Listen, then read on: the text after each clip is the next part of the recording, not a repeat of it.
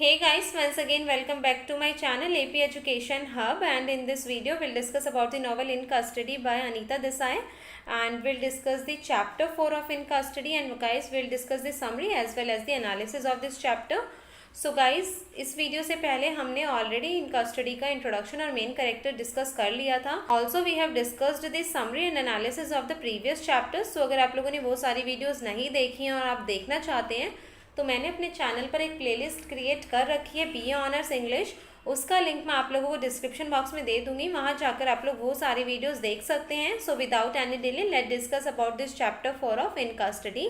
So guys this scene gives us glimpse of Deven's family life. So guys देखो, ये जो chapter 4 है ये हमें देवेन की फैमिली से बेसिकली इंट्रोड्यूस कराता है. देवेन की फैमिली की झलक हमें इस चैप्टर में देखने को मिलती है. We are introduced to Sarla who is Deven's wife and Manu who is Deven's sun.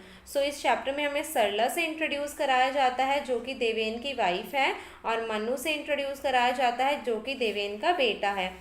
And guys, Devin is back from Delhi and he is distressed to go home to face his wife. Therefore, he directly heads towards his college. So guys, देखो हमने previous chapter में देखा था कि जो देवेन है वो नूर साहब के इंटरव्यू के लिए जाता है उनके घर पर, और उसका जो नूर साहब के साथ फर्स्ट इंटरेक्शन था वो बहुत ख़राब था. मतलब वो बहुत ज़्यादा डिसअपॉइंट हुआ नूर साहब से मिलकर. और यहाँ पर जो देवेन है वो वापस मीरपुर आ जाता है दिल्ली से, और वो बहुत ज़्यादा टेंशन में होता है, डिसअपॉइंट होता है बिकॉज वो, और इसीलिए वो घर जाने की बजाय डायरेक्टली कॉलेज चला जाता है because it does not want to face his wife. वो अपनी वाइफ को इन सब चीज़ों के लिए फेस नहीं करना चाहता, ना ही वो अपनी वाइफ से ये सारी चीज़ें शेयर करता. सो इसीलिए वो घर नहीं जाता कि शायद उसकी वाइफ उसे कुछ बोलेगी, ताने मारेगी. इसीलिए वो डायरेक्टली कॉलेज चला जाता है, और इवन दो वो अपनी वाइफ को इस बारे में इन्फॉर्म भी नहीं करता है कि वो मीरपुर में वापस आ गया है दिल्ली से.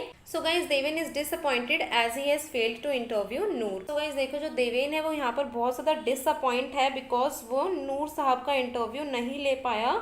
ही फेल्ड टू इंटरव्यू नूर साहब. सो गाइज देवेन ने तो अपनी वाइफ को बताया नहीं कि वो टाउन में आ गया है, but neighbour inform Sarla that Deven is in the town. So guys एक पड़ोसी जो है वो देवेन की वाइफ सरला को इन्फॉर्म करता है इस बारे में कि जो देवेन है वो वापस टाउन में आ गया है. सो इससे बेसिकली हमें ये पता लग रहा है कि जो टाउन है वो बहुत ज़्यादा छोटा सा है, कि पड़ोसियों को भी पता चल गया है कि देवेन वापस आ गया है. So guys, narrator tells us that from Deven's point of view, Sarla is too prosaic. She is a typical middle class woman with typical middle class aspirations regarding the riches and comforts of modern life: refrigerator, television, washing machine and even a car. So guys यहाँ पर हमें narrator Deven के point of view से ये बताते हैं कि देवेन को लगता है कि उसकी जो वाइफ है शी इज़ टू प्रोसाइक, और देवेन के according she is typical middle class women with typical middle class aspirations. कि एक टिपिकल मिडिल क्लास विमेन है जिसकी जो एस्पिरेशंस है, कि कुछ डिमांड्स हैं कि मुझे भी रिचेस चाहिए, मुझे भी थोड़ा कंफर्ट चाहिए, घर में फ्रिज होना चाहिए, वॉशिंग मशीन होनी चाहिए, टेलीविज़न होना चाहिए, और हो सके तो कार भी होनी चाहिए. कि मतलब जो भी एक मिडिल क्लास फैमिली ये चाहती है कि हमारे पास ये सारे रिचेज हो, ऐसा ही यहाँ पर देवेन की वाइफ को दिखाया गया है. She is also expecting all these stuff. So guys Sarla is introduced in a better way and she is pictured as an obstacle to Deven's aspiration to be a poet. So guys देखो, जो सरला है उसको यहाँ पर इस तरीके से दिखाया गया है कि वो देवेन के पोइट बनने के रास्ते में एक ऑब्स्टिकल है, देवेन के पोइट बनने के रास्ते में एक बाधा है, और उसको यहाँ पर बहुत ही बिटर तरीके से इंट्रोड्यूस किया गया है. Interestingly, both of them understand each other's frustration and disappointments, but this understanding instead of bring them closer makes them drift apart. So guys देखो, ये बहुत ज़्यादा इंटरेस्टिंग फैक्ट है कि जो देवेन है और उसकी वाइफ सरला है, दोनों ही एक दूसरे की फ्रस्ट्रेशन और डिसअपॉइंटमेंट्स को बहुत अच्छे तरीके से समझते हैं कि हाँ अभी ये फ्रस्ट्रेट है या डिसअपॉइंट है, इस चीज़ को वो दोनों एक दूसरे की समझते हैं.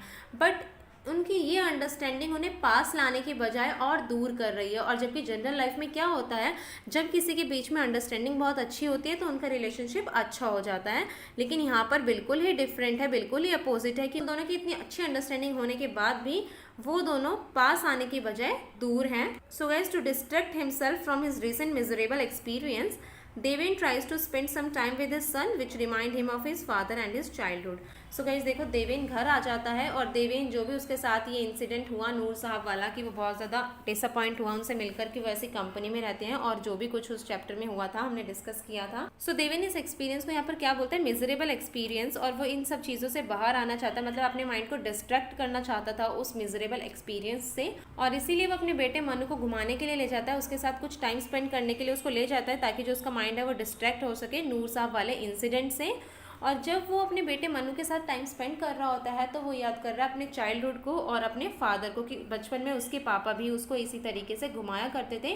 सो बेसिकली जब देवेन अपने बेटे के साथ टाइम स्पेंड कर रहा है तो वो ये रिमाइंड कर रहा है कि हाँ, उसके फादर के साथ भी उसने ऐसा ही टाइम स्पेंड किया था। So guys when Deven returns home his wife gives him a post card which was sent by Noor. So guys देखो, देवेन जब अपने बेटे के साथ टाइम स्पेंड कर कर घर वापस आता है तो उसकी वाइफ सरला देवेन को एक पोस्ट कार्ड देती है, और ये पोस्ट कार्ड देवेन के लिए भेजा है नूर साहब ने। Noor has accepted his offer of becoming his secretary to note down some of his poems that Murad wants to print in his special edition. So guys Noor Sahab यहाँ पर इस पोस्ट कार्ड के थ्रू देवेन को ये इन्फॉर्म करते हैं कि वो ये ऑफर एक्सेप्ट कर रही हैं कि देवेन उनका सेक्रेटरी बनकर काम करेगा, और वो देवेन को जो भी पोएट्री या पोएम्स हैं उन्हें नोट डाउन करवाएगा जो मुराद अपने स्पेशल एडिशन में लिखना चाहता है, जो अपने स्पेशल एडिशन में प्रिंट करना चाहता है। सो गाइज देखो, Murad ask Noor to accept this offer as Deven will be his secretary, but Murad does not inform Deven about this. So guys देखो, मुराद नूर साहब को बोलता है कि आप देवेन को जो भी पोइट्री या पोएम्स है वो नोट डाउन करा देना, बदले में आपके लिए वो सेक्रेटरी की तरह काम करेगा, वो आपका सेक्रेटरी बनकर रहेगा। मतलब ये ऑफ़र नूर साहब को मुराद देता है और नूर साहब ये ऑफ़र एक्सेप्ट कर लेते हैं। लेकिन जो मुराद है वो इस ऑफ़र के बारे में देवेन को बताना भूल जाता है कि देवेन, तुम्हें नूर साहब के लिए सेक्रेटरी बनकर काम करना है, या मैं इस तरीके की कोई बात नूर साहब से करने जा रहा हूँ, ऐसा वो देवेन को बिल्कुल भी नहीं बताता है। Here Murad once again proves that he is such a cunning and manipulative man. Noor asked Deven to come and see him as soon as possible. So guys देखो, यहाँ पर मुराद ने एक बार और ये प्रूव कर दिया कि वो कितना ज़्यादा कनिंग, कितना ज़्यादा शातिर और मैनिपुलेटिव है। और नूर साहब पोस्ट कार्ड में क्या लिखते हैं कि देवेन जल्दी से दिल्ली आ जाए and see him as soon as it's possible. So guys Deven realises that Sarla has already read the card. Deven feels himself dragged further and further into this.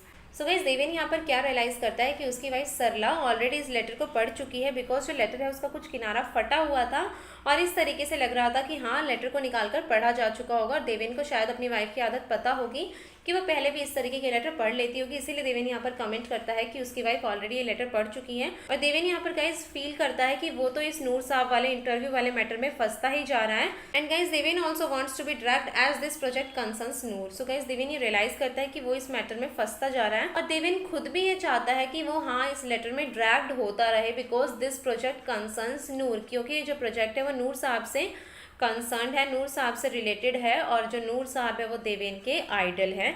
So guys this chapter ends here. So guys ये जो chapter है इनका study का chapter 4 ये यहीं पर and हो जाता है. सो आई होप आप लोग को इनका स्टडी का ये चैप्टर 4 अच्छे से क्लियर हो गया होगा. और अगर आप लोगों को इस चैप्टर में या किसी और चीज़ में कोई डाउट है तो आप लोग मुझसे कमेंट बॉक्स में या फिर मेरे इंस्टाग्राम और फेसबुक पेज पर मुझसे कांटेक्ट कर सकते हैं. मैं दोनों ही चीज़ों के लिंक डिस्क्रिप्शन बॉक्स में दे दूंगी. सो डू फॉलो मेरे Instagram and also on my Facebook page. और अगर आप लोगों को ये वीडियो पसंद आई हो तो वीडियो को लाइक करें, कमेंट करके बताएं कैसी लगी, अपने फ्रेंड्स के साथ शेयर करें और मेरे चैनल को सब्सक्राइब करके बेल आइकन ज़रूर दबा दें. मिलते हैं नेक्स्ट वीडियो में. Thank you.